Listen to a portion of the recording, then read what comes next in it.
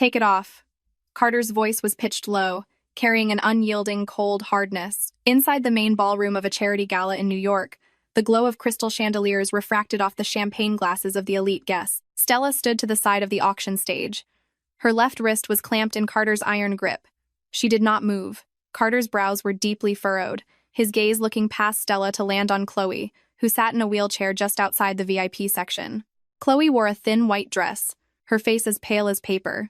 She was covering her mouth, coughing softly, her eyes brimming with precarious tears. "Carter, let it go." Chloe's voice was as light as a breeze that could scatter it. "I just thought the antique cushion-cut diamond ring on Stella's hand looked so much like the one my grandmother left me, the one I accidentally lost. I wanted to win it at the auction as a keepsake. Since Stella isn't willing to part with it for tonight's charity auction, just forget it. I only have a few months left to live. I shouldn't be fighting over these things." Carter's jawline tightened fiercely. The pressure on Stella's wrist suddenly increased. The bones in Stella's hand let out a faint grinding sound under the strain. She swallowed hard, lifting her eyes to look at the man she had been married to for 3 years. "No," Stella said. Her voice was very light, yet incredibly steady. "Stella, do you have any sympathy at all?" Carter's eyes grew cold, looking at her like she was an unreasonable stranger. "It is just a broken 5-carat rock. I will buy you 10 better ones tomorrow. Chloe has already reached this stage, and you insist on humiliating her in front of everyone tonight? This is not the one you bought." Stella's gaze fell on her ring finger. "This belonged to my grandmother." "Enough." Carter cut her off mercilessly, not listening to the second half of her sentence. His right hand directly grabbed the ring finger of Stella's left hand. Because of early pregnancy swelling, the ring was stuck tight. Without any hesitation, Carter violently yanked it outward. A sharp hiss. The metal band brutally scraped over the skin of her knuckle, tearing off a layer of flesh. A piercing pain shot up her nerves instantly.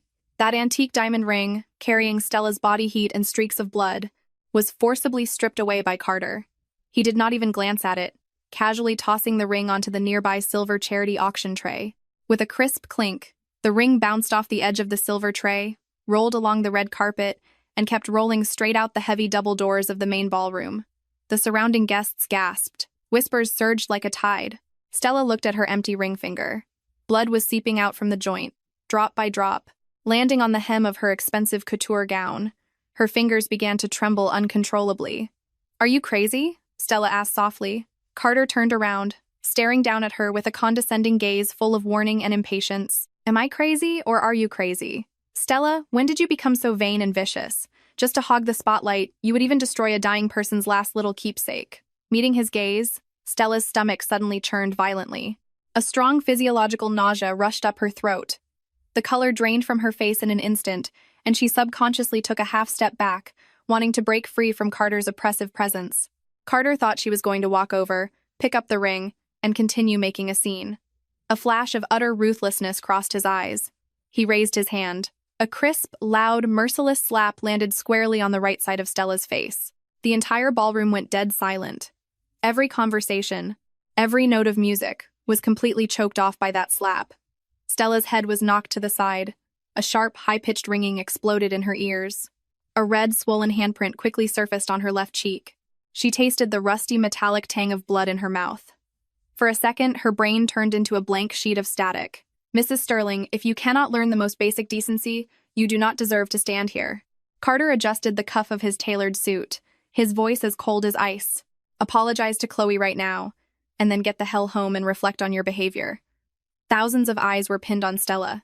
There was mockery, pity, and the gleam of people watching a good show. The head of Sterling Enterprises, for the sake of his sick first love, had publicly slapped his legitimate wife. Stella slowly turned her head back. She pushed her tongue against the broken inside of her cheek. She did not cover her face, nor did she shed a tear. She just looked quietly into Carter's eyes. Meeting those calm, dead eyes without a single ripple of emotion, Carter's heart inexplicably skipped a beat. His fingers curled slightly at his side. "Okay," Stella said. "Just one word." She did not walk toward Chloe, nor did she cast another glance at Carter. She turned around. Her high heels stepped on the thick wool carpet as she walked out the doors of the main ballroom, step by step. The air in the corridor was much colder than inside. Stella stopped by the dark red baseboard near the entrance. That antique diamond ring lay there quietly. She bent down, picked it up, and gripped it in her palm. Outside the Plaza Hotel, rain was pouring down. The bellhop held an umbrella, wanting to step forward to greet her. Stella ignored him. She walked into the rain, stopping by the metal grate of a storm drain on the street corner. She opened her hand. Plop! That antique diamond ring left to her by her grandmother, which she treasured dearly, which Carter had publicly flung away, dropped into the foul-smelling sewer pipe without even a splash. After doing this, Stella leaned against a streetlight pole. A violent cramp seized her stomach. She crouched in the torrential rain and began to vomit violently. She had eaten nothing all evening, bringing up only sour, bitter water. The rain smashed against her back, chilling her to the bone. When she finished, she gasped heavily for air, clutching her lower abdomen with both hands. A heavy, dragging pain radiated from deep within. Something warm was flowing down the inside of her thighs. Under the dim yellow glow of the street lamp, Stella looked down and saw blood trickling down her calf to her ankle. A blinding red, quickly washed away by the rain into a pale pink. That was the baby she had discovered she was carrying less than 2 weeks ago, the one she had not even had the time to tell Carter about. Stella stared at that puddle of blood for a moment. She slowly stood up. She did not cry. Her movements were even steadier and more decisive than usual. She hailed a yellow taxi with an illuminated light. "Mount Sinai Hospital ER," she said, her voice without a single tremor. At 2 a.m, the harsh, white fluorescent lights of the emergency room made her eyes ache. The air smelled of disinfectant and medical alcohol. Stella sat on a cold metal chair, her soaked couture dress clinging tightly to her body. The attending physician walked out holding a sonogram, his brow furrowed, a trace of pity in his eyes. "Miss Monroe," the doctor glanced down the hallway. "Is your family not here?" "No family." Stella looked at the paper in the doctor's hand. "The fetal heartbeat is extremely weak, accompanied by massive hemorrhaging. It is a classic threatened miscarriage." The doctor sighed. "If you admit yourself immediately, stay on bed rest, and take progesterone injections, there might be a 30% chance to save it. But this requires a family member to sign off on the risks." Stella's gaze fell on the clock hanging on the wall. The second hand ticked forward, 1 notch at a time. Tick, tock. "Do not save it," Stella said. The doctor froze. "Excuse me?" I said. "Do not save it." Stella lifted her eyes, her gaze as clear as a block of ice. "Schedule the procedure. Now. Miss Monroe, this is a life. Do you not need to think about it, or call your husband to discuss it?" "Doctor," Stella interrupted him. "Please hand me the consent form." 5 minutes later, Stella independently signed all the paperwork. Every stroke was heavy, without a shred of hesitation. The doors to the operating room opened. Stella changed into a hospital gown and lay on the narrow operating table. The blinding surgical lights flared above her, forcing her to instinctively close her eyes. The moment the cold metal instruments entered her body, a violent, tearing pain instantly pierced through her bones. Stella's fingers gripped the rails of the operating table with a death grip. Her nails turned white from the force, a bruised hue showing through her knuckles. "Relax, take deep breaths," the nurse beside her murmured soothingly. Stella made no sound. Her breathing grew rapid and fragmented. In the second the machinery activated, a single tear slipped from the corner of her eye, quickly disappearing into the hair at her temples. That was the first tear she shed tonight, and the last. Right before the anesthesiologist pushed the painkillers, Stella raised the back of her hand and roughly, forcefully wiped away every trace of moisture from her eyes. An hour later, Stella walked out of the recovery room. Her face was deathly pale, and her gait was a little stiff, but her spine remained perfectly straight. She walked to the billing window, swiped her card, and took all the receipts. Outside the hospital, the rain had stopped. The city at 4 a.m. exuded a deathly stillness. Stella took out her phone and dialed an overseas number. After 3 rings, a fluent female voice picked up. "Valerie?" Stella began, her voice raspy. "God, Sia. It is 10 at night in Paris. Why is the invisible woman who vanished for 3 years suddenly calling me?" The woman on the other end sounded utterly shocked. "Book me a flight, the earliest one. I do not care where, as long as it leaves the country." Stella stood in the shadows beneath the hospital awning, watching the traffic light blink across the street. "What happened? Is Sia coming back?" "Yes," Stella said. "Unfreeze my independent trust account at the Swiss bank. Contact the legal department to prepare to take over my private affairs." The other end fell silent for 2 seconds, followed by the crisp, efficient clatter of a keyboard. "There is a flight to Zurich in 3 hours. I am issuing the ticket now." "Thank you." Hanging up, Stella took a car back to the Sterling estate in Greenwich. Pushing the door open, the house was pitch black. The air still carried the faint scent of the crisp cedar cologne Carter had sprayed when he left that morning. Stella did not turn on the main lights. She only switched on a single sconce in the foyer. She walked into the master bedroom, pulled a 20-inch black carry-on suitcase from the bottom shelf of the walk-in closet. She did not pack any of the seasonal couture dresses. She did not pack the six-figure exotic leather bags. She certainly did not pack any of the expensive jewelry Carter routinely had delivered to her every month. She only took her passport, IDs, a few basic everyday outfits, and a heavily encrypted personal laptop. 15 minutes later, the suitcase was full. Stella zipped it up and stood it by the bed. She turned around, her gaze falling on the massive king-sized bed in the center of the room, finally locking onto the velvet settee at its foot. There sat an exquisite gift box. Inside was a dark blue silk tie. At the tip of the tie, a discreet letter S was hand-embroidered with highly complex silver thread. Stella had spent 3 entire months secretly stitching it, needle by needle. Carter's birthday was the day after tomorrow.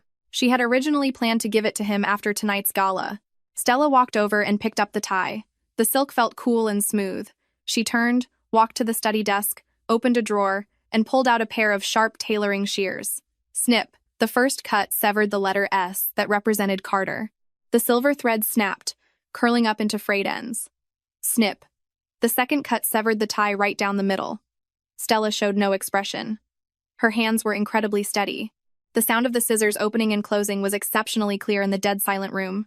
She cut that priceless tie, into which she had poured 3 months of her heart, into pile after pile of fabric shreds. Finally, she swept the pile of scraps into her hand, walked to the living room, and expressionlessly dumped them into the trash can next to the marble coffee table. After doing all this, Stella took a stack of papers from her purse. It was the medical records, the sonogram, and that surgical consent form bearing her signature. The form clearly bore a red stamp reading, "Procedure completed." Stella laid this stack of papers flat right in the center of the coffee table. To prevent them from blowing away, she grabbed the Baccarat crystal tumbler Carter usually drank water from and weighed down one corner of the pages. At 5:30 in the morning, Stella rolled her black suitcase out the front door of the estate. The horizon was already turning a pale gray. The morning mist carried a bone-chilling cold. She pulled the front door shut, listening to the electronic lock emit a sharp beep as it automatically engaged. She did not look back. Not even once. She got into her pre-booked black car and disappeared down the winding driveway before the first ray of morning sun pierced the clouds. At 9 in the morning, a black Rolls-Royce pulled smoothly to a stop in front of the estate. Carter pushed the door open and stepped out. His suit jacket was draped over his arm, and in his hand he held a dark blue velvet jewelry box. After the gala ended last night, Chloe had dragged him to the hospital for a whole night of tests. Leaving the hospital at dawn, he recalled the look in Stella's eyes when she left the ballroom. An inexplicable, irritable frustration rose in his chest. He had gone to the auction backstage, swiped his black card, and bought a $10 million diamond necklace. This was his usual method. A slap followed by a sweet treat. Stella was a smart woman. As long as he offered her an out, she would take it and continue being the perfect, obedient Mrs. Sterling. Carter pushed the front doors open and changed his shoes. "Stella," he called out, his tone carrying its usual commanding edge. "Come down." The house was dead quiet. There was no response whatsoever. Carter frowned slightly. He walked into the living room and tossed the jewelry box onto the sofa, still throwing a tantrum. He loosened his tie, his gaze casually sweeping across the coffee table. That stack of white papers instantly grabbed his attention. The crystal tumbler weighed them down.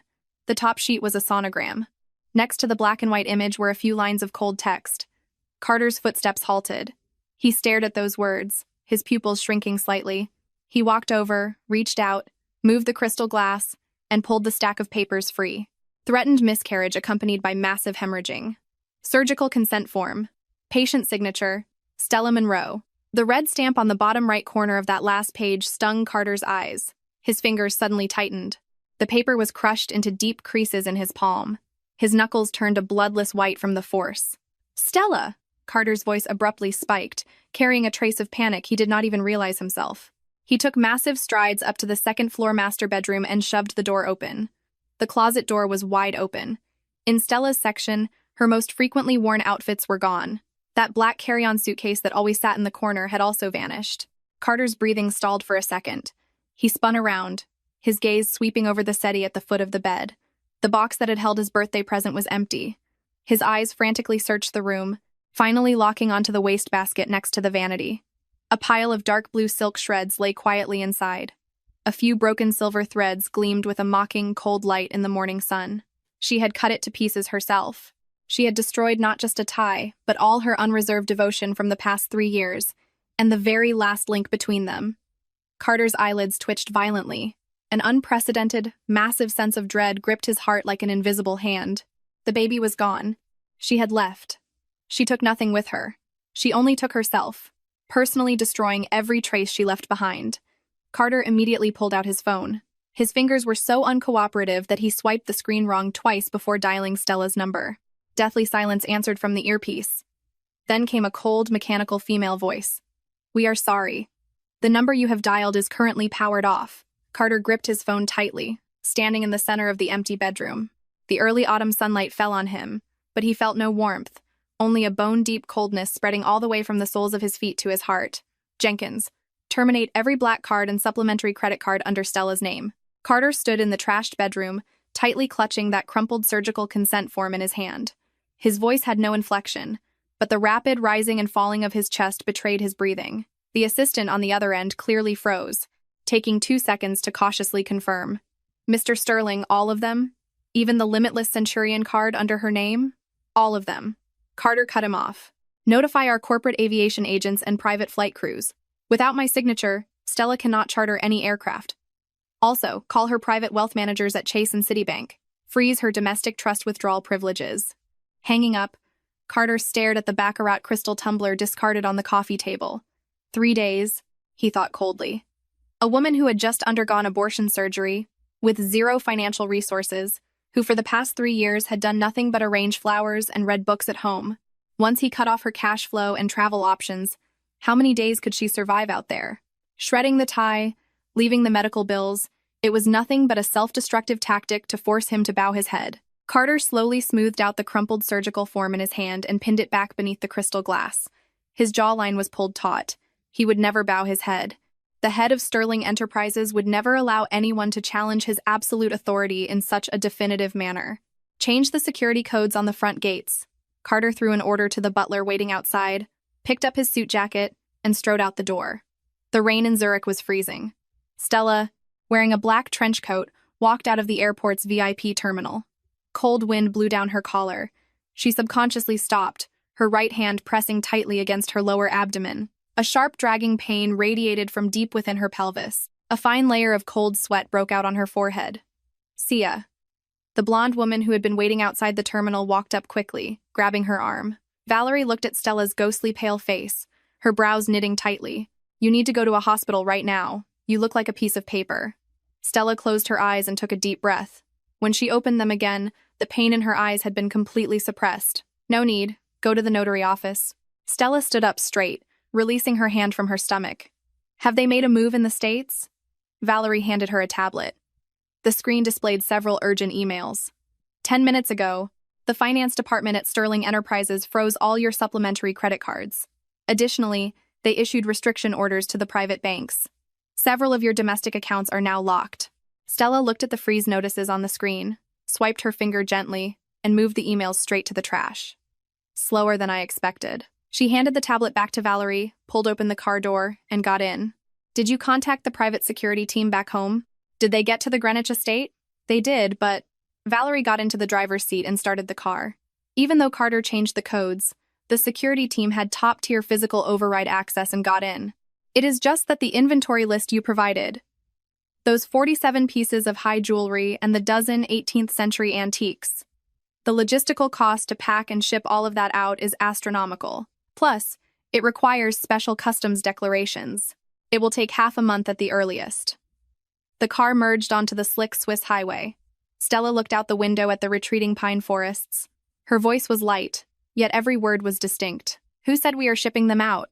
Valerie's foot paused on the gas pedal. "Not shipping them out? The estimated value of those items combined is over $300 million.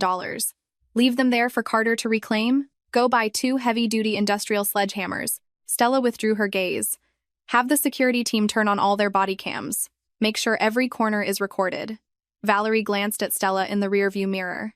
"Smash all the emeralds and diamonds into powder. Shatter the antiques into pieces. Take a pair of scissors and shred the Hermes Birkins and all the couture dresses into strips. Stella's speaking pace was unhurried. After everything is destroyed, sweep all the fragments into industrial trash bags, pack them into wooden crates, and use the fastest international freight to mail them to the mailroom at Sterling Enterprises headquarters. Addressed to the CEO. Valerie gasped. Sia, that is $300 million. That is the garbage I traded 3 years of endurance and a dead child for. Stella took out her phone, popped out her American SIM card, and casually tossed it into the car's ashtray. It is dirty. 5 days later, in the top-floor CEO office of Sterling Enterprises in New York, Carter sat behind his massive desk, his fingers tapping impatiently on the solid wood surface. Assistant Jenkins stood before the desk, his head bowed low. Mr. Sterling, the Monroe family responded. Arthur Monroe stated that his daughter has not contacted the family these past few days. He also said that if his daughter is throwing a tantrum over Miss Bennett, he will personally call and reprimand her, telling her to prioritize the alliance between the Sterling and Monroe families. Carter's fingers stopped tapping. 5 days. No spending records, no contact with her parents, not a single cent touched in her domestic accounts. She had evaporated from the face of the earth. Carter's eyes darkened. He reached up, loosened his tie, picked up his phone, and opened his messages. He found Stella's contact. The last message was still the one he sent at the gala 5 days ago. Get the hell home and reflect on your behavior. Carter stared at that sentence for a moment. Then his fingers flew across the keyboard. Stella, your Cold War game needs to end. I have stopped all your cards. Even your father thinks you are being unreasonable. As long as you fly back before Friday, I can pretend none of this happened. The business with Chloe ends here. The position of Mrs. Sterling is still yours. He typed the message, felt it was not enough, and added another line. You do not have a penny to your name. You cannot even afford a hotel. Do not force my hand. Hit send. A red exclamation mark immediately popped up on the screen. Message not delivered. Carter's eyelid twitched violently. He stared at that red exclamation mark, his knuckles turning white as he gripped the phone. Blocked. She actually dared to block him. Good. Very good. Carter let out a cold laugh and slammed the phone face down on the desk. Go check her passport departure records. Use every connection we have to find out exactly which country she went to. I refuse to believe she can vanish into thin air. Jenkins jumped, terrified. Just as he turned to leave, the office door was shoved open by the secretary. Mr. Sterling. The secretary's face was ashen, pointing out the door. The mailroom downstairs sent up several massive international freight crates. They said Mrs. Sterling specifically requested they be delivered directly to your office. Carter sat up dead straight. A faint, cold smirk tugged at the corner of his mouth. She broke, after all, mailing her luggage back. This was a prelude to surrendering, a way to test his bottom line. Bring them in. Carter leaned back in his chair and adjusted his cuffs. 4 heavy wooden crates, each over 3 feet wide, were hauled into the spacious office by several security guards. The crates bore international shipping labels from Bern, Switzerland. Open them, Carter ordered. The guards brought crowbars and pried off the nails of the first crate one by one.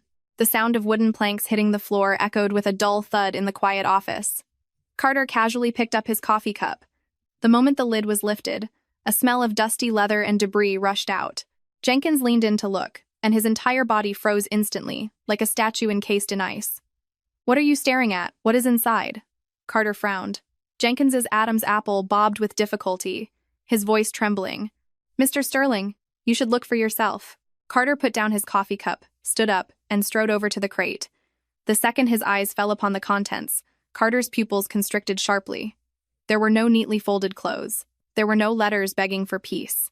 Inside the crate was a pile of absolute ruin. That $15 million emerald necklace he had won for her at Christie's was now broken into a dozen pieces. The green gemstones had been pulverized by some heavy object, covered in fine cracks and coated in dust. That antique Fabergé egg, which he had specifically told Stella to wipe down carefully, was now a pile of colorful shards resting quietly at the bottom.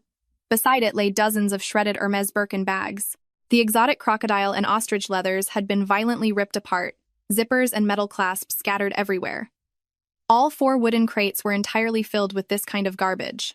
Carter's breathing stopped. He stared dead-eyed at the broken emerald necklace in the crate. That was the one he had personally clasped around Stella's neck on their first anniversary. His footsteps paused. He suddenly took a step forward and reached his hands into the ruins to dig. A sharp shard cut his finger. Blood dripped onto the ruined leather. But he seemed to feel no pain, no letter, not a single word, only the most complete and utter destruction. Silence. A deathly silence. The secretary and guards in the office did not even dare to breathe. Just then, the private landline on Carter's desk rang abruptly. It was an encrypted number. Only a very few people knew it.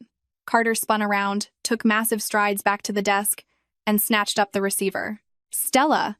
Carter's voice was frighteningly hoarse, like sandpaper grinding against glass. "Are you insane? You smashed $300 million worth of things, and you think this proves you have a spine?" From the other end came Stella's incredibly calm voice. No ripples, no anger. Even the rhythm of her breathing was steady. "Garbage received. Who gave you the nerve to do this?"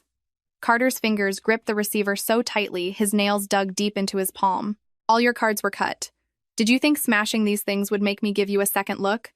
Stella, you are penniless right now.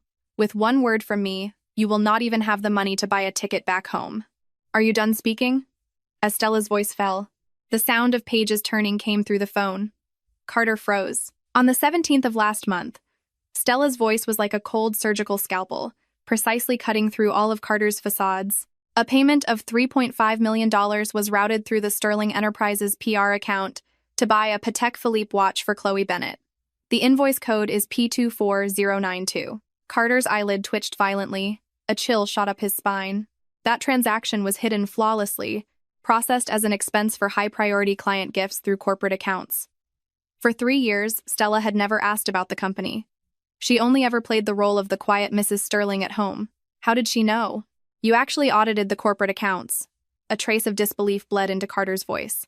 "Stella, you have learned how to play games. Last November." Stella ignored his questioning, continuing to read in that temperatureless voice. "Under the guise of an overseas investment for Sterling, you set up a shell company in the Cayman Islands and transferred $40 million into it. The ultimate destination of those funds was a medical trust account for Chloe Bennett in the United States." Carter staggered a half-step back, his calf slamming into the edge of his office chair. His throat tightened. "All of these documents were stamped with my personal seal. You used my identity as Mrs. Sterling to underwrite your asset transfers for your first love." Stella let out a soft laugh on the other end. There was no humor in that laugh, only complete and utter apathy. "Carter, at the very bottom of the 4th crate, there is a black velvet box. Inside is my personal seal." Carter's head snapped toward the 4th crate a few feet away. "I already had someone take an industrial saw and cut the seal in half," Stella said. "Consider this a notification. Do not ever send those arrogant text messages to my American number again. Stella, you would not dare." Beep, beep, beep. The call was cleanly disconnected. Carter stood paralyzed, listening to the dial tone. He slowly lowered the receiver, walking step by step toward the 4th crate. Ignoring the glass shards and shredded fabric, he reached to the very bottom. Beneath a pile of ruined clothing, he found the small black velvet box. He opened it. A piece of pristine white jade lay quietly inside. Except, it had been sliced perfectly down the middle. The cut was smooth and flat, forcibly splitting the engraved name Stella Monroe into 2 completely severed halves. Carter stared at the 2 broken pieces of jade, his stomach suddenly cramping. He had always believed Stella was a vine that could only survive by clinging to him. If he cut off her nutrients, she would wither. She would compromise. But now, this vine had not only severed her own roots, but before leaving, she had smashed a massive hole in the wall that supported her. "Mr. Sterling," Jenkins called out tentatively, watching Carter's bloodless fingers. Carter ignored him. He pulled out his phone and dialed the encrypted number that had just called him. "We are sorry. The number you have dialed is out of service." Carter's thumb pressed down hard on the screen until it went black. Standing amidst $300 million of ruins, looking out at the Manhattan skyscrapers, the ruler of this absolute empire felt, for the very first time, a panic named loss of control crawling up his spine along the edges of that shattered jade. "Put her name on the industry blacklist. By the end of the day, I want confirmed, stamped letters from every reputable jewelry brand and couture house in the country." Carter sat in his black leather office chair twirling a solid gold pen. His gaze never left the quarterly financial reports in front of him. His voice was so calm it lacked any fluctuation. Assistant Jenkins stood before the desk, holding a thick stack of files, swallowing hard. "Mr. Sterling, the calls have been made. Half the major fashion and jewelry corporations in the country have added Stella's name to their HR blacklists. No legitimate organization will dare hire her. Additionally, the credit card centers at all major banks have rejected her request to open new primary accounts." Carter's pen paused, leaving a dark blue ink blot on the paper. Has she contacted anyone these past 3 months? He looked up. No. Her American phone number has remained deactivated. We have people watching her parents, but they have not received any international packages or calls. Arthur Monroe was just complaining at a Chamber of Commerce dinner 2 days ago that Stella is ungrateful and did not even call for Thanksgiving. Carter tossed the pen onto the desk with a dull thud. 3 months. Exactly 90 days. Ever since the day he blew up over the smashed jewelry, Stella had vanished off the face of the earth. He originally thought cutting the seal and smashing the items was just the peak of her emotional outburst. Once the adrenaline wore off, a woman accustomed to luxury, weakened by a recent surgery, stranded in a foreign country, would eventually run out of options. He sealed every avenue for her to find a job. He wanted her to clearly realize that without Carter, without the title of Mrs. Sterling, she did not even have the right to survive in this society. The office door was pushed open gently. Chloe, wearing a loose cashmere cardigan and holding a thermos, walked in. She wore very light makeup, making her look even paler. Carter, you stayed up late at the office again. Chloe set the thermos down, looking at the dark circles under his eyes with heartache. I had the chef make some soup. You should drink some. Carter's gaze fell on the thermos. He did not move. His fingers unconsciously tapped twice on the armrest. Chloe, I have a multinational video conference soon. His tone softened slightly, but his body did not lean toward her. Your health is poor. You should not make special trips to the office. I was just worried about you. Chloe lowered her head, twisting the hem of her shirt. The stock for the luxury division has been plummeting lately. I heard from the board. It is because of what happened at the gala. It damaged the brand's high-end image. Carter, am I causing you trouble again? If Stella is still mad, I can fly overseas and apologize to her in person. It has nothing to do with you. Carter cut her off, frowning. The stock is fluctuating because our flagship collection for the second half of the year lacks the endorsement of a top-tier international designer. I have already handled the board. But, Chloe bit her lower lip, I heard the global haute couture finale in Paris next month is critical for the industry. That legendary top designer, Sia, will announce her exclusive partner for next year after the show. If we can secure a contract with Sia, the stock will stabilize. Carter, can you take me to Paris? I want to help you. And I want to wear one of Sia's custom gowns to experience it. Carter looked at her expectant eyes and fell silent for a few seconds. Paris. The last trace he had of Stella was in Europe. Though the trail went cold quickly, he had a gut feeling she was still there. All right. Carter withdrew his gaze. Have Jenkins book the tickets for next Monday.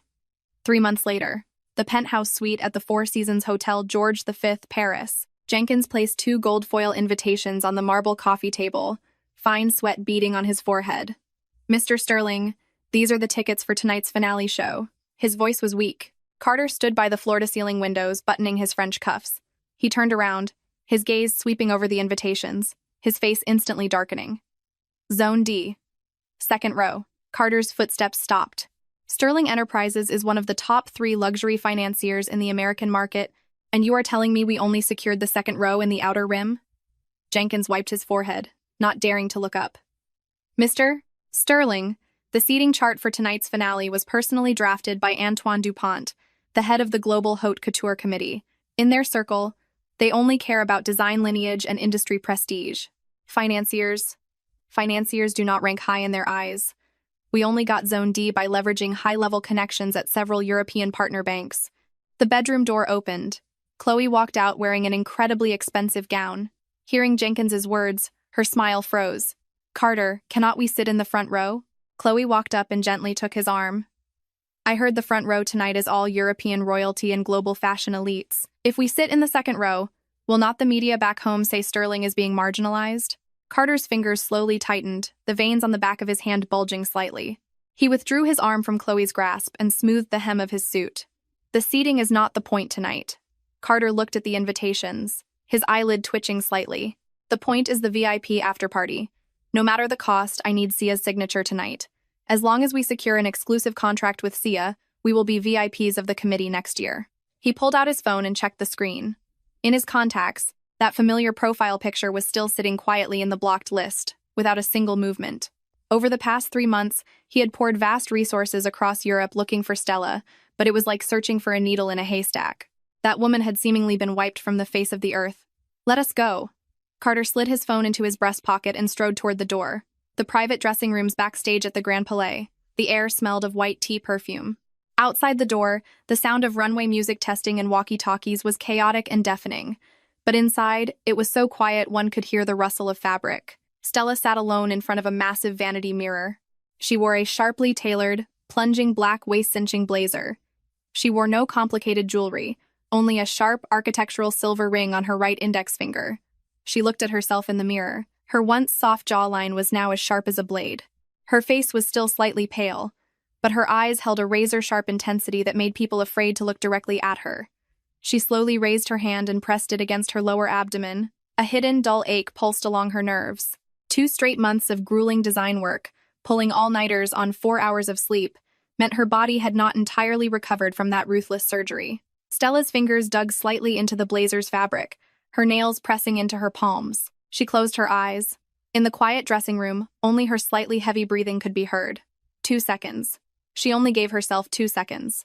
2 seconds later, Stella opened her eyes. The exhaustion and fleeting vulnerability in the mirror were completely purged. In their place was absolute calm and ice. Click. The door opened. Valerie walked in swiftly, holding a walkie-talkie. "See ya. The front guests are all seated. Mr. Dupont is waiting for you at the VIP entrance at the end of the red carpet. The Sterling people are here too. They are seated in Zone D."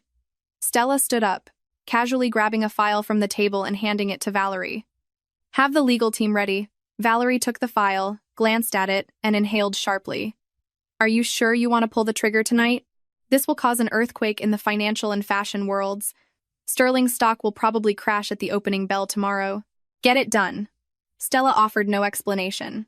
She stepped in her 4-inch stilettos, pushed open the door, and walked steadily into the hallway lights. Outside the Grand Palais, autumn rain fell steadily. The red carpet was flanked by global media and flashing cameras. Black umbrellas bloomed in the night like mushrooms. Carter and Chloe, guided by staff, finished walking the red carpet and stood waiting at the VIP security checkpoint. "Carter, exactly who is this Sia person?" Chloe complained impatiently. "Making even you wait in line here, she is too arrogant. Later at the party, you have to introduce me. I want her to personally design my wedding dress." Before Chloe could finish, the surrounding cameras suddenly flashed like crazy, illuminating half the night sky in stark white. Every reporter turned back toward the start of the red carpet. Lenses zoomed in. A black Maybach with a special Paris City Hall license plate glided silently into the red carpet drop-off zone. The security at the VIP checkpoint instantly pulled the barricades tight. Carter frowned and looked over. People who commanded this kind of treatment in Europe could be counted on one hand. Antoine Dupont, the white-haired patriarch who held absolute power in the fashion world, was actually holding a large black umbrella himself, walking swiftly to the Maybach's rear door. He did not let the valet touch it. He opened the door himself. A foot wearing a black pointed stiletto stepped firmly onto the rain, slicked red carpet. Next, a tall, slender figure emerged from the car. The black blazer traced a silhouette of overwhelming dominance. Her long hair was pinned back sharply, revealing a long, pale neck. The sound of camera shutters was deafening. Carter's gaze swept over casually, but the moment it touched that face, it was as if he had been struck by lightning. He was nailed to the spot. His breathing completely stopped. His pupils violently contracted, his heart brutally squeezed by an invisible hand. Stella, standing at the end of the red carpet, personally escorted by Antoine Dupont, chased frantically by hundreds of global media outlets. That woman was Stella. Carter's fingers tightened violently. The handle of his black umbrella let out a sickening crack. The blood drained entirely from his knuckles, leaving them a ghastly white. "That is impossible." Chloe covered her mouth, her voice trembling. "That is Stella. How could she get into Zone A? Why is that old man holding an umbrella for her?" Carter did not answer. His brain was buzzing. He saw Stella turn her head and whisper something to Dupont. Dupont, a man notorious for his sternness, actually smiled with extreme deference, even bowing slightly as he guided her toward the main doors. Stella kept her gaze fixed forward. Her eyes swept over the guests waiting in Zone D without stopping for a fraction of a second. As she walked past, less than 10 feet from Carter, he subconsciously took a half step forward. "Stella." Carter's voice was terribly hoarse, his Adam's apple bobbing with difficulty. Stella's footsteps did not pause in the slightest. She did not even turn her head to look at him. It was as if he were merely an invisible prop by the red carpet. Carrying an aura of suffocating coldness and pressure, surrounded by dozens of security guards, she walked straight through the massive gold doors in the center of the Grand Palais doors reserved exclusively for royalty and top-tier VIPs. The doors slowly closed in Carter's face. Carter stood rigidly in the rain, his eyelids twitching violently. The cold rain beat against his shoulders, but he felt nothing. For 3 months, he thought she was starving in a slum. He thought she was regretting her choices, begging for a ticket home. But she was not. She had stepped onto a pedestal he had to beg just to glimpse, stepping right over his head. The finale show lasted 2 full hours. Sitting in the second row of Zone D, Carter had no mind to look at any of the clothes on the runway. His gaze was fixed like a nail on the back of the figure sitting dead center in the first row of Zone A. Stella sat at the absolute core of the show. On her left was DuPont. On her right was the head of France's oldest conglomerate. These titans of business and fashion leaned in to whisper to her, their attitudes humble and eager. Chloe sat beside him, her fingers practically shredding her dress. She was going mad with jealousy, yet she did not even dare breathe too loudly. The music stopped. The lights blazed. The MC took the stage and announced in passionate French, "Tonight, we extend our deepest gratitude to the soul of this grand show, the youngest lifetime member of our Haute Couture Committee, Madame Sia." The entire venue stood up. Thunderous applause erupted. Sitting center stage in the front row, Stella slowly stood. She turned around, facing the entire audience, and offered a slight, acknowledging nod. The spotlight hit her face. Cold, noble, untouchable. Carter took a sudden half-step back, his knee hitting the seat behind him. Sia. She was Sia. The god of the industry that Sterling Enterprises had spent 3 months and countless resources trying to beg for a 5-minute meeting with at tonight's party was her. The wife he had personally slapped, whose credit cards he had cut off. Carter's chest heaved violently. A sense of utter absurdity and an unprecedented panic intertwined, shooting straight to his skull. Half an hour later, the top-floor VIP business mixer. There was no media here, only true financiers and brand principals. Carter had Jenkins send Chloe back to the hotel. He stood alone, holding Sterling's thick partnership proposal, navigating through the crowd toward the center of the room, to the area surrounded by stars. Stella was holding a glass of champagne, listening to the CEO of an Italian brand speak. Stella. Carter's voice rang out behind her, laced with extreme suppressed tension. The surrounding people stopped talking, their gazes darting between the two. DuPont frowned and was about to call security, but Stella gently raised a hand, stopping him. She turned around. Her gaze fell lightly onto Carter's face. No anger, no surprise. Like looking at an irrelevant document, Carter stared at her. He tried to find a trace of a facade in her eyes, but he failed. He took a deep breath, forcing out the aura of the head of Sterling Enterprises, lowering his voice. "Do you think changing your identity and putting on a show in Paris erases your liability for destroying $300 million of assets? Who elevated you to this position? To get back at me, who did you sell yourself to?" Stella's gaze fell on his tie. She did not speak. Carter thought he had hit a nerve. His tone became more certain, carrying a condescending sense of charity. "Stop making a scene. I issued the industry blacklist back home just to teach you a lesson. I know the past 3 months have been incredibly hard on you, which is why you used this extreme method to get my attention. Come back with me. I can give you the creative director position of Sterling's new luxury line." He even reached out, wanting to grab Stella's wrist. "Mr. Sterling." Stella finally spoke. Her voice was not loud, but it carried clearly to everyone's ears. She did not step back, nor did she dodge his hand. She simply looked at him with the eyes of someone looking at a corpse. "Did you bring the Sterling Enterprises partnership proposal?" she asked. Carter's hand froze in midair. He paused, subconsciously handing over the proposal in his left hand. He thought she was finally taking the out, agreeing to cooperate. Stella did not take it. Valerie stepped forward, took the 100-page document, flipped to the last page, and presented it to Stella. Stella pulled a silver fountain pen from her blazer pocket. "Article 7 of your proposal demands that Sterling holds a 60% equity stake in the joint brand and requires the production line to rely on the century-old silk factory Sterling acquired in Lyon," Stella said, her pace steady, stating objective facts. Carter frowned. That was Sterling's core trump card. The Lyon factory was their capital for expanding into Europe. How did this woman know it so clearly? He straightened his back. "Sterling's supply chain is the best in Europe. Once you sign, you can have anything you want. In the acquisition contract for the Lyon factory 2 years ago, there was a proxy holding addendum." Stella interrupted him, her voice freezing cold. Carter's eyelid twitched. "What do you mean?"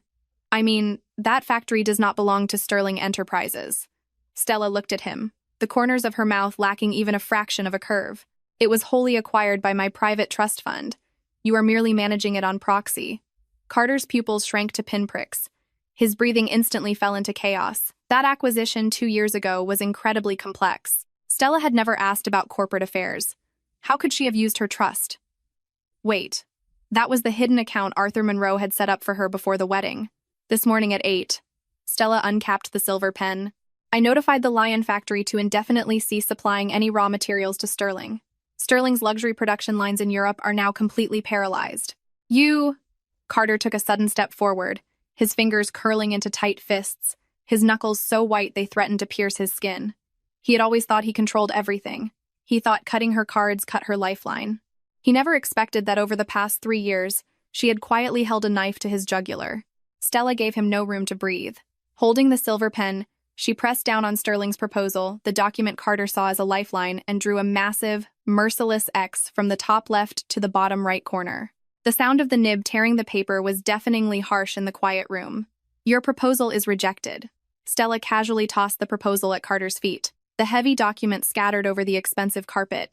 Take your garbage and get the hell out of my show. After saying this, she tossed the pen to Valerie, turned, and walked toward the VIP lounge, never giving him another glance. Carter stood completely alone in the center of the crowd. The European fashion elites looked at him like he was a clown. He looked down at the shredded proposal at his feet. It felt as if a fistful of crushed glass was stuck in his throat. He could not swallow it, and he could not spit it out.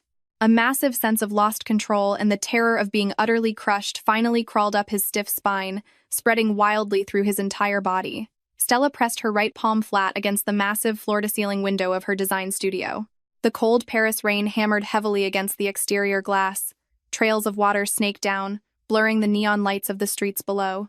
The cold radiating from the glass seeped into her skin, but she did not pull her hand back. From deep in her lower abdomen came a slow, heavy ache. 2 weeks of high-intensity pattern drafting, combined with the taxing business warfare at tonight's party, had pushed her body to the brink of collapse.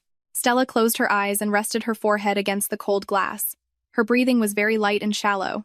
Every inhalation came with an unavoidable soreness in her lower back. Her fingers unconsciously curled against the glass, her nails scraping the smooth surface with a faint squeak.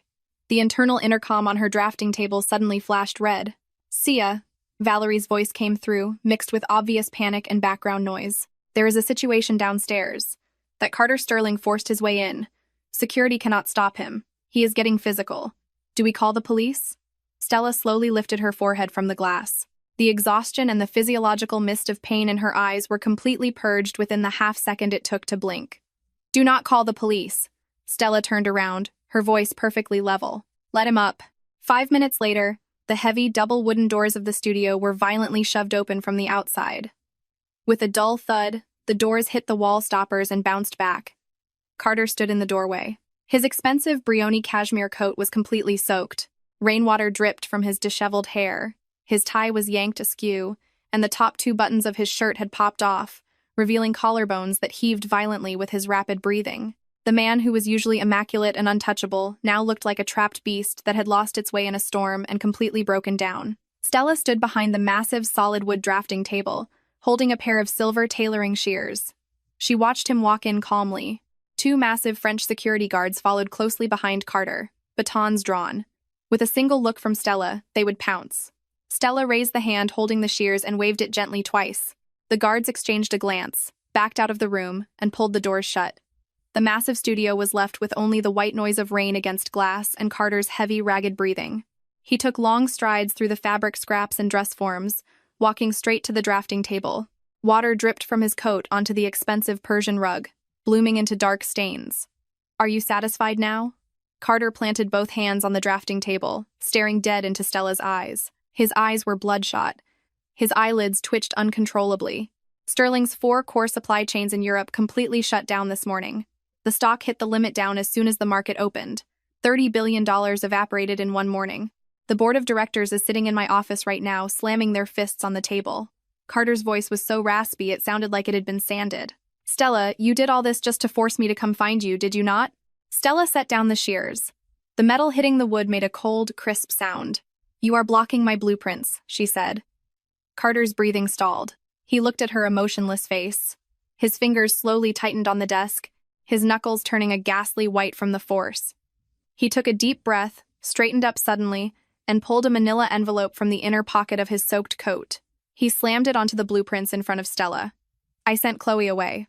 Carter's pace quickened, carrying an urgent need to prove himself. I had people fly her to Boston overnight.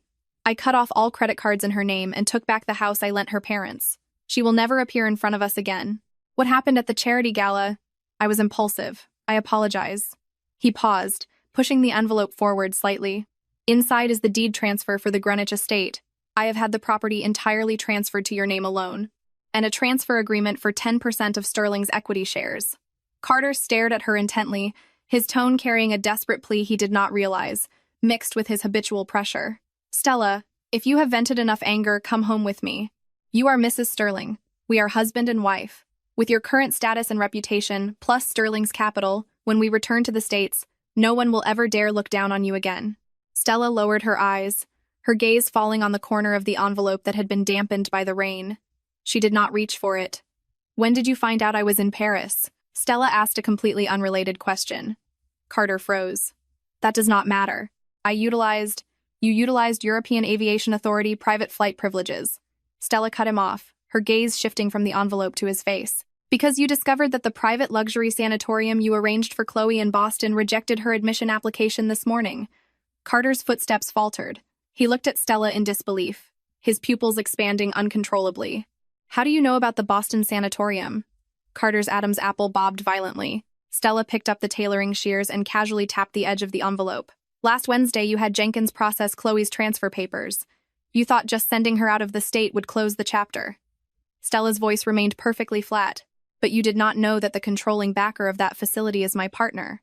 The ink on your signature as her financial guarantor was not even dry before a copy was placed on my desk. Carter's face went deathly pale. You even added a clause to the guarantee stating that all medical expenses would be covered indefinitely by Sterling's offshore accounts. Stella looked at him. Carter, you take 10% of Sterling shares, which are about to become waste paper and a mortgaged estate, to buy the lifetime loyalty of Sia. Meanwhile, you pave a lifelong golden road for your first love. Your calculations are tied tighter than your neckties. That was just out of moral obligation. Carter's voice abruptly rose. He stepped forward, his body slamming heavily against the edge of the drafting table. His fingers dug into the wood, veins popping on the back of his hands. She will not live much longer. I just wanted to send her far away. Stella, the person I actually care about is you. If I did not care about you, would I abandon the mess back home, risk being impeached by the board, and fly 8 hours to Paris to find you? Your care is for Sterling's stock prices. Stella picked up the manila envelope. Carter thought she was finally going to accept it. His tense shoulders relaxed slightly. As long as you sign, we fly back tomorrow and hold a joint press conference. All this turmoil will pass, Carter said eagerly. Stella ignored his words. Holding the envelope, she walked around the drafting table toward a towering, industrial-grade paper shredder in the corner of the room. Carter's voice died in his throat. Stella, what are you doing?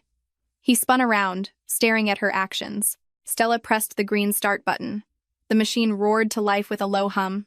She ripped open the envelope, pulled out the thick stack of property deeds and equity transfer agreements, and without looking at a single page, shoved the top document stamped with Sterling's corporate seal vertically into the feed slot. The sharp diamond blades engaged instantly, chewing the priceless agreement into tiny confetti that rained down into the clear bin below. Carter's eyelids twitched violently. He lunged forward, trying to snatch the remaining documents from her hand. Are you crazy? That is 10% of Sterling. Do you know what you are doing? Just as Carter's hand was about to touch the papers, Stella shoved the remaining stack, envelope and all, straight into the shredder. The machine groaned under the load. Carter grasped empty air, his hands slamming against the cold metal casing of the shredder. He looked at the unpieceable confetti in the bin, and the final taut string in his brain snapped with a crisp echo. Stella! He turned his head violently, his right hand grabbing Stella's wrist. The force was immense. A red ring instantly appeared on her skin. How long are you going to throw this tantrum? Carter's voice completely lost control, turning into a suppressed roar. He panted heavily in the cold air, his eyes locked onto hers. I have abandoned my pride. I have trampled my own bottom lines. I crossed the Atlantic to beg you. What more do you want from me? Will you only be satisfied when you destroy me? Destroy Sterling? Destroy every last trace of what we had? His fingers tightened like a vice. He tried to use physical force to reclaim a fraction of the absolute control he once had over this woman. Stella did not struggle. She let him grip her wrist. Her gaze traveled from his white-knuckled fingers up to his eyes. Let go, Stella said. 2 words. No emotional outburst. No hysterical accusations. Carter looked into her eyes. There was no hatred, no resentment, not even basic anger. There was only a void of someone who had seen through everything, and a profound apathy. That look terrified him more than a slap to the face. His fingers stiffened, his grip subconsciously loosening a fraction. Stella neatly pulled her wrist free. She took a step back, establishing physical distance. Then she reached into her blazer pocket and pulled out her phone. Carter watched her, swallowing hard. What are you doing? Stella unlocked the screen, opened her contacts, and pulled up that encrypted private number Carter had been trying to use. She turned the phone around, holding it up to his face. Carter clearly saw the screen. It was the emergency contact settings page. Next to his number, it clearly read, Spouse, Primary Contact. She had forced him to set this up on her phone 3 years ago when they first married. Did you not always want to know how I was certain you would come to Paris tonight? Stella looked at him, her voice crystal clear over the roar of the shredder. Carter's breathing stopped. 3 days ago, I intentionally used this number to log into the flight tracking system back home. Stella's gaze pierced him coldly. I knew your people were monitoring all my old digital footprints. I left this emergency contact access active. I did not delete it just to lure you here. Carter staggered, his back hitting the wall. You lured me here, just to humiliate me to my face? His voice trembled. No. Right in front of Carter's eyes, Stella tapped the screen. Remove emergency contact privileges. Confirm. Next, she backed out to the main contact list, swiped left on his name. Delete contact. Confirm. That familiar number vanished completely from the screen. I lured you here so you could watch with your own eyes as I throw the very last connection between us into the trash. Stella put her phone back in her pocket. She looked at the man slumped against the wall, looking entirely drained of strength. You thought coming here with shares and houses was an act of grace. You thought everything I did was to get your attention. Her voice echoed in the cavernous studio. Carter, from the exact second you pulled that ring off my finger at the gala, you were already a dead man to me. Carter stared at her. His lips parted silently, but no sound came out. His hands hung limply at his sides, his fingers trembling from extreme panic and despair. He finally realized she truly did not want him anymore. She was not throwing a tantrum. She was not negotiating.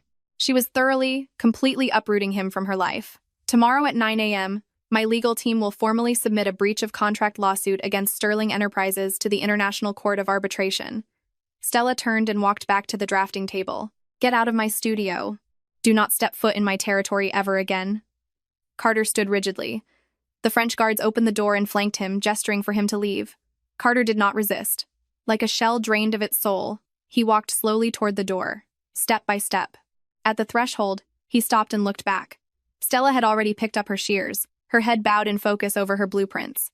Her back was straight and sharp, as if the conversation that had just shattered his entire world was nothing more than an insignificant speck of dust. The shredder had stopped. Only the cold rain continued its tireless assault on the windows, making a suffocating sound. Carter's gaze lingered on her back for a long time. Finally, the doors closed heavily in his face. Get the trending topics down. Is the entire PR department dead? Inside the CEO's office of Sterling Enterprises, Carter slammed a tablet onto the solid wood desk.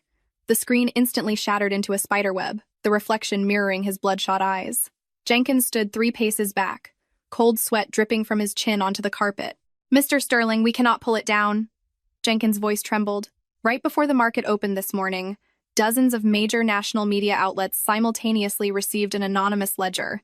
It details exactly how the Bennett family's medical foundation has been laundering money and embezzling charity funds for the past 3 years. The FBI is involved. The Bennett estate was raided half an hour ago. Chloe's parents were detained at JFK Airport trying to leave the country. Carter's chest heaved violently. That is not all. Jenkins swallowed hard, braving the storm. Attached to the ledger the media published was a bank statement showing your offshore accounts paying exorbitant medical fees for Chloe Bennett. Now the entire internet is condemning Sterling, calling us accomplices in the Bennett's corruption. Sterling's stock opened limit down. Market cap dropped by $40 billion in one morning. Carter leaned heavily on the desk, his knuckles bone white. She had made her move. He knew Stella did this. The woman he once treated like a fragile accessory had not only severed his European supply chain, but had also dug up every dirty secret of the Bennett family, striking a lethal blow precisely when Sterling was at its weakest. The heavy double doors of the office were shoved open. Several white-haired board members stormed in. Leading them was Carter's uncle, Richard Sterling. How much further are you going to let this go? Richard slammed his cane onto the floor. For some woman on the side, you publicly humiliate your legal wife, and now you have caused this massive disaster. The International Court of Arbitration in Paris opens the Lion Factory breach of contract case tomorrow morning. If we lose, all of Sterling's assets in Europe will be frozen. The entire Sterling family will burn with you. Carter said nothing. His jaw was clenched tight. I already contacted Arthur Monroe. Richard stepped forward, his face cold. The Monroes are terrified of being implicated and agreed to mediate. You are going to fly to Paris right now and bring Stella back. As long as she issues a statement saying this is a marital dispute and drops the arbitration, Sterling can be saved. She will not see you. Carter's voice was raspy, like swallowing sand. That is not up to her, Richard scoffed. She married into the Sterling family. What good does bankrupting us do for her? Get the legal team. Draft a transfer for 20% of corporate equity. Give her some real power to placate her. Carter closed his eyes. He knew 20% would not satisfy the Stella of today. Just days ago in Paris, she shredded it without a second glance. But this was Sterling's last chance, and his last chance. Jenkins. Carter opened his eyes, a dead, gray resolve in them. Tell legal to change the numbers. Transfer all my personal shares in Sterling, all my offshore trusts, and all my domestic real estate. Transfer everything into Stella's name. Richard's eyes widened in shock. Are you insane? That is $20 billion in assets. You are giving up your entire hand. How will you ever have a footing in the Sterling family again? Do as I say. Carter grabbed his suit jacket from his chair and strode out the door. Prep the jet for Paris. The next morning, the International Court of Arbitration, Paris, inside Mediation Room 1. It was pin-drop quiet. The massive crystal chandelier cast a cold white light over the 30-foot mahogany table. Stella wore a minimalist white silk blouse under a structured black blazer. She sat on one side of the table, holding a cup of warm black coffee. Her face was pale, but her spine was perfectly straight. Her eyes focused clearly on the documents in front of her. Sitting beside her were 3 top-tier French international lawyers in black robes, and Valerie, executing her trust. At the head of the table sat 3 stern international arbitrators. Urgent footsteps approached. The walnut doors were pushed open by court bailiffs. Carter walked in. His gait was stiff. His dark gray suit was still sharp, but the heavy dark circles under his eyes and the tight line of his mouth made him look like a bowstring about to snap. Behind him were Richard Sterling, 2 board members, an army of lawyers, and Arthur Monroe clearly flown in overnight to apply pressure. Stella watched her father walk in. The fingers holding her coffee cup did not tremble once. She simply looked away calmly, returning her gaze to the documents. Your Honors, Sterling's lead counsel stepped forward. Prior to the formal hearing, my client wishes to initiate one final out-of-court settlement negotiation. The chief arbitrator nodded and looked at Stella. Madam Sia, do you accept the negotiation? Stella put down her coffee cup with a soft clink. Yes, give them 5 minutes. The Sterling delegation sat on the opposite side of the table. Arthur Monroe looked at his daughter, frowning, and spoke first. Stella, you have caused enough of a scene. Carter knows he was wrong. The Bennetts have learned their lesson. How is a woman alone going to survive abroad? Drop the arbitration today in front of your elders and go home with Carter. Have some respect for both families. Stella did not look up. She turned a page of her file. Mr. Monroe, business is business. If you are here to discuss family matters, the exit is to your left. This is an international arbitration court. Arthur's face turned livid. He slammed his hand on the table. How dare you? Arthur, calm down. Richard stopped him and turned to Stella, softening his tone. Stella, we are all family. Carter was a bastard, and I have reprimanded him. Sterling Enterprises affects the livelihoods of tens of thousands of people. You are a smart girl. You should not engage in mutually assured destruction. Name your terms. Whatever you want. Stella finally looked up. Her gaze bypassed Arthur and Richard, landing directly on Carter's face. Carter had been staring at her since he walked in. Watching her calm, graceful, untouchable demeanor, the bottomless black hole in his chest viciously tore at his insides. He stood up. Under everyone's shocked gazes, Carter walked around the massive mahogany table, step by step, until he stood right in front of Stella. The bailiff stepped forward, but Stella raised a hand to wave them off. Carter stopped a half step away. He looked down at her. Stella. His voice was wrecked, trembling violently. He pulled a thick document from his inner pocket. The cover read in gold foil French, Irrevocable Asset Transfer Agreement. The next second, Carter's knees bent, and he dropped straight down onto the dark red carpet, kneeling right in front of Stella. Gasps echoed through the mediation room. Richard jolted to his feet, his cane clattering to the floor. "Carter, what are you doing? You represent the Sterling family." Arthur Monroe was stunned into silence. A billionaire CEO, a ruthless corporate tyrant, was kneeling before a woman in an international court in front of lawyers and elders, completely abandoning his dignity. Carter was deaf to the room. He held the document up to Stella with both hands, his eyes so red they looked like they would bleed. "Stella, this is $20 billion. All my shares in Sterling, all my assets here and abroad." His vocal cords grated. "I brought it all. Just sign, and it is all yours." His breathing was ragged, laced with desperate begging. "The shares, the title of Mrs. Sterling, it is all yours." Carter looked up at her, gripping the folder so tight his knuckles were white. "You have punished me enough. Come home with me." The room was dead silent, save for Carter's heavy breathing. Everyone looked at Stella. The temptation of $20 billion, plus the absolute surrender of a powerful man. To anyone, this was the ultimate, victorious end to a revenge plot. Stella lowered her eyelashes. Her gaze rested on Carter's pale, pathetic face for 2 seconds. Then, she looked at the asset transfer agreement. She did not reach for it. November 4th, 2 years ago. Stella spoke suddenly. Her voice was incredibly clear in the quiet room, her pace steady, devoid of any emotional fluctuation. Carter's hands stiffened, his eyelid twitched violently. "You met with an offshore trust manager from the Cayman Islands at the Peninsula Hotel in New York." Stella looked at him like she was reading a financial report that had nothing to do with her. "You told me you were at an Asian financial forum." Carter's pupils shrank to pinpricks. His breath stopped entirely. Half a month later, 6 major real estate projects under Sterling declared paper losses. Immediately after, $1 billion was routed through a complex web of shell companies into that Cayman account. Stella pulled open the drawer next to her and took out a dark gray file folder. Carter's lips moved, but no sound came out. Cold sweat rolled down his temples. "You used my joint signature authority on Sterling's offshore accounts to log that $1 billion as bad debt from my personal failed investments, using it to cover up massive corporate tax evasion." Stella unwound the string on the folder. "If the IRS audited, I would be the primary liable party." No, Carter's Adam's apple bobbed. "Stella, that was just standard corporate tax avoidance. I never meant to hurt you. You just thought I would never read the English appendices. You thought I would forever be the idiot waiting for you at home." Stella cut him off. She pulled a thick stack of papers from the folder and slammed them directly into Carter's face. The sharp edge of the paper sliced his cheek, leaving a thin line of blood. Dozens of pages of stamped bank statements and whistleblower evidence scattered across the carpet. Horrifyingly thorough. "This is a whistleblower report for $1 billion in tax fraud, complete with a chain of evidence for illegally transferring marital assets." Stella looked at him coldly. "At 8 a.m. this morning. The originals were placed on the desks of the IRS and the FBI."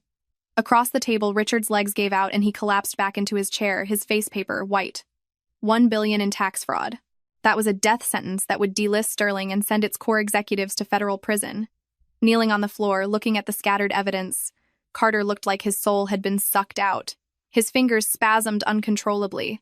Stella placed the last 2 thin sheets of paper from the folder gently on top of the $20 billion asset agreement. It was a divorce agreement. "I do not need your $20 billion of garbage." Stella looked at the man kneeling at her feet, her eyes devoid of temperature. "Take your shares and spend them slowly in federal prison." She picked up her fountain pen and tossed it onto the carpet in front of Carter. It rolled twice and stopped by his white fingers. "Sign it?" She spat out the last few words, every syllable like an ice-covered blade. "And then get out of my sight." Carter's hands pressed against the carpet. He stared at the divorce agreement. The voices, the light, everything seemed to be sucked out of his world. The empire he was so proud of, the control he fought so hard to maintain, the dignity he abandoned today, it was all ground to dust before these few pages. He tried to look up at Stella one last time, but found he did not even have the strength to lift his head. A tearing agony ripped through his chest. It was the despair of truly losing everything, of having every escape route severed. After 2 minutes of dead silence, Carter's trembling fingers slowly reached for the pen. The pen hovered over the signature line. His hand shook violently. The custom pen he had used to sign countless billion-dollar contracts now weighed like a branding iron. The room was silent. Everyone's eyes were fixed on his bent spine. He swallowed hard. His gaze moved off the bold divorce agreement lettering, trying to see Stella's face. Stella sat across from him, looking down at her phone, scrolling through an email in French. "If I sign, will you really drop the arbitration?" Carter's voice was dry, holding onto a microscopic sliver of hope. Stella did not look up. You do not have the right to ask questions. Carter closed his eyes, took a deep breath, and pressed the nib heavily onto the paper. The signature was twisted and messy. As he finished the final stroke, the nib tore the paper. He let go. The pen rolled away. I signed it. Carter looked up. Stella, I have nothing left. Now, can we… Before he could finish, Valerie walked over and snatched the agreement away. Stella locked her phone, stood up, put it in her pocket, gave Valerie an instruction, and picked up her blazer from the chair. Just then, the heavy walnut doors were violently shoved open from the outside. 4 French financial police officers strode in, guns holstered, holding a warrant, followed by 2 Interpol agents. Mr. Carter Sterling, the lead French officer, showed his badge. We have received verifiable intelligence and evidence regarding your involvement in transnational money laundering, massive tax evasion, and illegal asset transfers. You are under arrest. Richard jumped up from his chair, his legs failing him, and crashed to the floor. My pills, he clutched his chest, turning purple. The Sterling legal team fell into chaos. The police glared them down. Carter knelt on the floor, his brain short-circuiting. 2 officers stepped forward, grabbed him by the shoulders, and hauled him up. Cold metal handcuffs clicked tightly around his wrists. Carter did not resist. His gaze cut through the chaos, locking onto Stella, who was already at the door. You lied to me. Carter's voice trembled, his eyes bleeding red. You took the agreement, but you never planned to let me go. Stella stopped. She turned and looked at him. That agreement was the ticket you bought to stand here and make me listen to your garbage for 5 minutes. She adjusted her cuff. As for the police, they are here to close the net. I simply chose not to stop them. Stella! Carter struggled wildly, the cuffs cutting into his flesh. I am your husband. If I go to federal prison, the Sterling family will not let you get away with this. They will retaliate. Stella watched his panic-twisted face. Sterling headquarters in Manhattan was raided by the feds 10 minutes ago. Her pace was unhurried. Your uncle, your board, their assets are frozen. They do not even have the money to hire lawyers right now. No one is coming to retaliate against me. She turned, pushed open the doors, and said, Take him away. The doors slowly closed on Carter's despairing roar. 6 months later, La Santé Prison, Paris. Thick bulletproof acrylic divided the visiting room.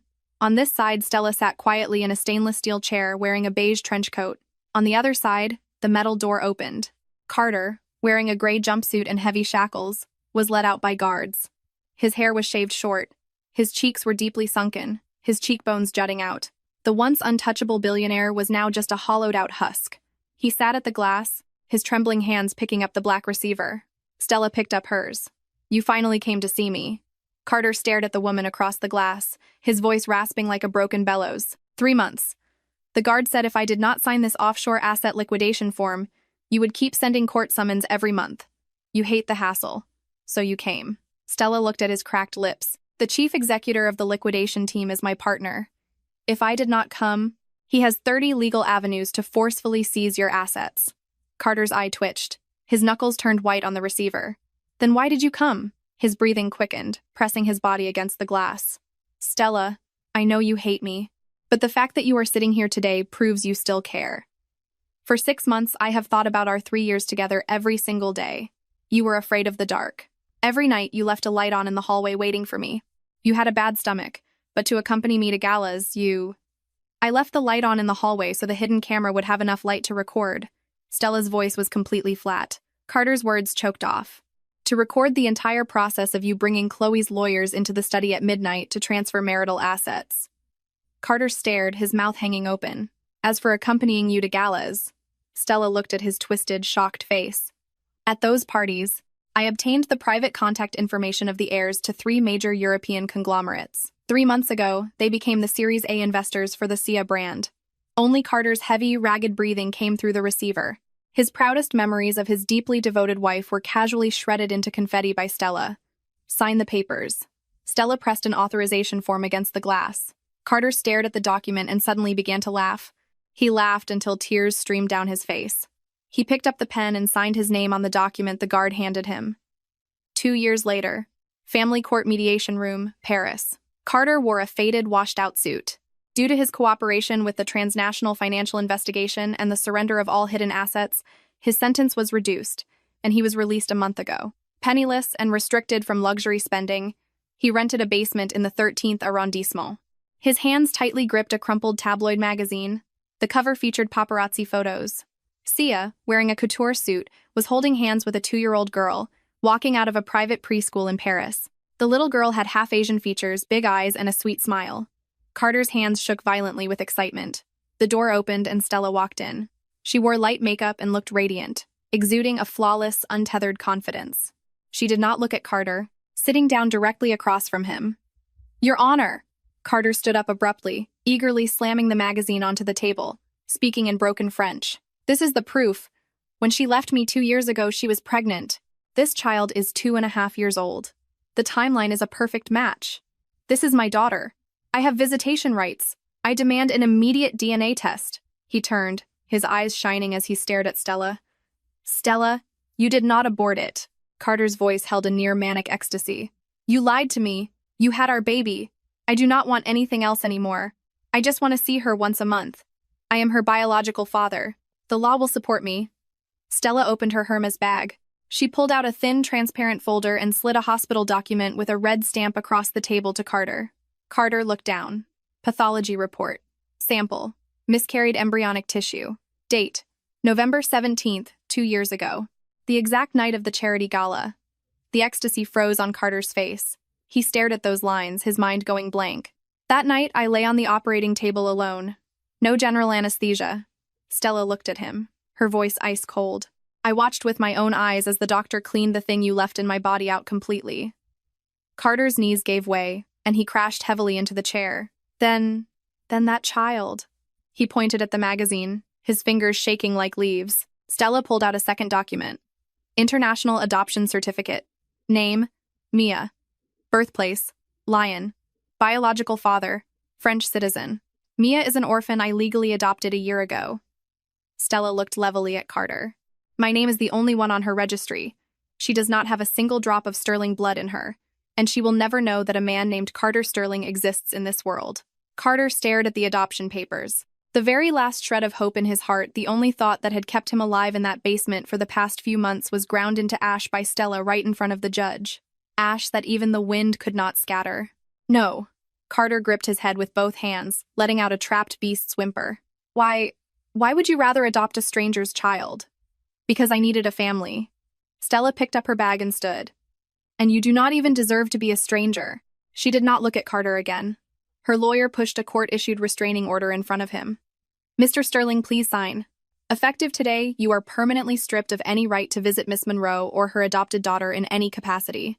You are forbidden from coming within 500 yards of them. Otherwise, the police will arrest you immediately." Carter looked at the restraining order. Tears hit the paper. Gripping the pen in absolute despair, he signed his name. The early autumn sun shone warmly over Paris. At an outdoor cafe along the Seine, Stella sat at a white wrought-iron table. A thick stack of international jewelry arbitration files sat on the table next to a fresh latte. A breeze turned the pages gently. "Mommy!" A crisp, sweet voice called out. Stella closed the file and looked up. A little girl in overalls ran over clumsily, holding up a golden autumn leaf she had just found. Stella smiled, stood up, opened her arms, and scooped her daughter into her embrace. She kissed the girl's cheek, her eyes filled with untethered freedom and confidence. The sunlight danced in her hair, outlining her in a blindingly brilliant glow. And in the shadows across the street stood the once untouchable billionaire Carter. Wearing a tattered coat, he stood next to a trash can. The restraining order nailed him strictly 500 yards away. He watched Stella in the sunlight. He watched the genuine, radiant smile on her face, a smile he had never once seen during their marriage. Carter's chest heaved violently. A breath caught in his throat, forcing tears to the rims of his eyes. He slowly squatted down, burying his face hard into his hands, his shoulders shaking violently in the autumn wind. He could only watch, like a nameless stalker, suffocating in endless regret and a complete dead end, looking from afar at the beautiful world he had personally destroyed.